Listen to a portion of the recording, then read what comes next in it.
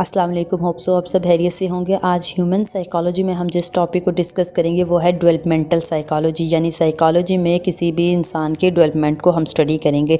तो देखेंगे developmental psychology क्या होती है। ये फील्ड होती है डेवलपमेंटल साइकोलॉजी को एग्जामिन करती है फिजिकल, सोशल और कॉग्निटिव डेवलपमेंट को। डेवलपमेंटल साइकोलॉजी एक साइंटिफिक स्टडी है जो कि बॉडी में जितनी भी चेंजेस होती हैं उन सबको स्टडी करती है। The pattern of change that begins at origin and continue through the life cycle. पूरी लाइफ साइकिल में जितनी भी चेंजेस होंगे उन सबको स्टडी करने को डेवलपमेंटल साइकोलॉजी बोला जाता है। नेक्स्ट आ जाता है इसके बेसिक प्रोसेस ऑफ डेवलपमेंट। इसमें मैच्योरेशन, ग्रोथ एंड एजिंग आ जाती है, इंक्रीज इन कॉम्प्लेक्सिटी आ जाती है, learning, socialization and interacting between various process. तो यहाँ पे सबसे पहले हम देखेंगे developmental perspective of nature versus nurture issues. यहाँ पे बेसिकली डेवलपमेंटल साइकोलॉजी इन दोनों चीजों के ऊपर फोकस करती है। नेचर क्या होता है, ये अकॉर्डिंग टू नेचरिस्ट ग्रोथ टेंडेंसीज और इनबॉर्न, यानी जितनी भी हमारी इनबॉर्न क्वालिटीज होती हैं वो नेचर में आ जाती हैं, जबकि नेचुरलिस्टिक में वो तमाम चीज़ें आ जाती हैं जो कि हम लर्न करते हैं अपने इन्वायरमेंट से और अपनी सराउंडिंग से। नेक्स्ट आ जाता है characteristic of life span perspective. यहाँ पे क्या है कि इसके डेवलपमेंटल के हमें कैरेक्टरिस्टिक बताएंगे हैं। इसमें first is the lifelong, multidimensional, multidirectional, multidisciplinary, plastic and contextual. सबसे पहले आ जाएगा डेवलपमेंट इज लाइफ लॉन्ग। यहाँ पे ये बताया गया है कि जितने भी ये लाइफ स्पैन का पर्सपेक्टिव है हमारे अर्ली अडल्टहुड से लेके ये एंड पॉइंट नहीं होता कोई भी एज का। हमारी सीखने का जितना भी अमल है हमारा through out the life span हमारा जारी रहता है। हम पूरी ज़िंदगी में सीखते रहते हैं और हमारी डेवलपमेंट होती रहती है।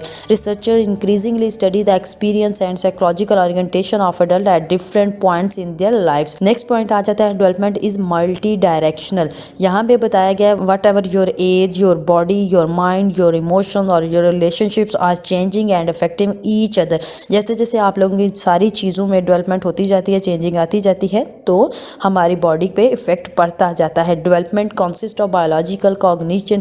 जैसे कि स्टार्ट में बताया गया डेवलपमेंट जो है वो biological, cognitive, socio emotional dimensions में होती है, इन सबको स्टडी करती है। Even within a dimension there are many components, for example attention, memory, abstract. अब एक एक कंपोनेंट को आगे से फर्दर डिफाइन किया जाता है। जैसे कि बताया गया है कि अगर कॉग्निटिव का देखा जाए तो इसमें हमारी अटेंशन आ जाती है, memory, abstract thinking, speed of processing and social intelligence, ये सब चीजें कॉग्निटिव डायमेंशंस में आ जाती हैं।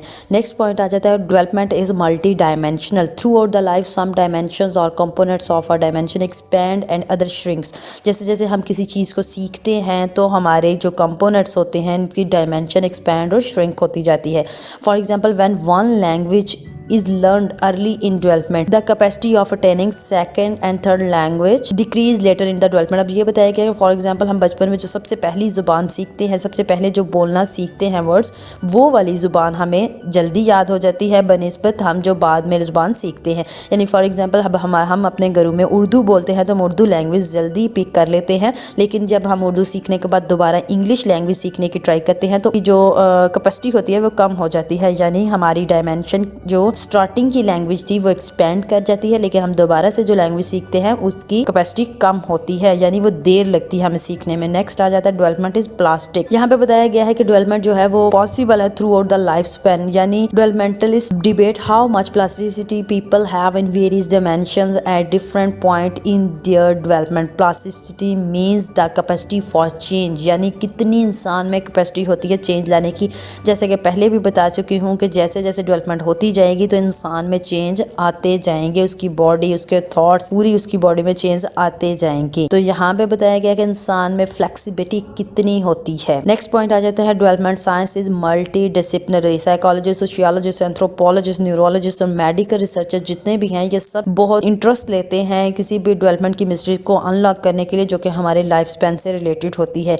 ये डिफरेंट क्वेश्चन जो होते हैं उन पर सर्च करते जाते हैं, इंसान की हिस्ट्री पे सर्च करते हैं, इंसान की डेवलपमेंट के डिफरेंट टॉपिक्स पे सर्च करके और उसके हमें इंफॉर्मेशन प्रोवाइड करते जाते हैं जो कि हमारी बॉडी में चेंजेस लाती हैं। नेक्स्ट है डेवलपमेंट इज कॉन्स्ट्रक्चुअल। यहाँ पे बताया गया है individual are changing begins in a changing world. जैसे जैसे इंडिविजुअल में चेंज आता है या वर्ल्ड में चेंज आता है तो ये दोनों आपस में चेंज होते जाते हैं। All development occur with in a context और सिटिंग, यानी कि हर चीज अकर हो रही है उसका कोई ना कोई बैकग्राउंड होता है, किसी भी रीजन के बगैर कुछ काम नहीं होता। So context include family, schools, peer group, cities, यानी हमारा कोई कल्चर भी है, हमारा फैमिली बैकग्राउंड भी है, हम जिस स्कूल से पढ़े हैं वो भी बैकग्राउंड काउंट होता है। हर चीज़ अपने किसी रीज़न की वजह से चेंज होती है। तो ये था हमारा डेवलपमेंटल साइकोलॉजी से रिलेटेड लेक्चर। होप सो आपको समझ आ गई होगी। अपना बहुत ख्याल रखिएगा, हमारे चैनल को ज़रूर सब्सक्राइब कीजिएगा। अल्लाह हाफिज़।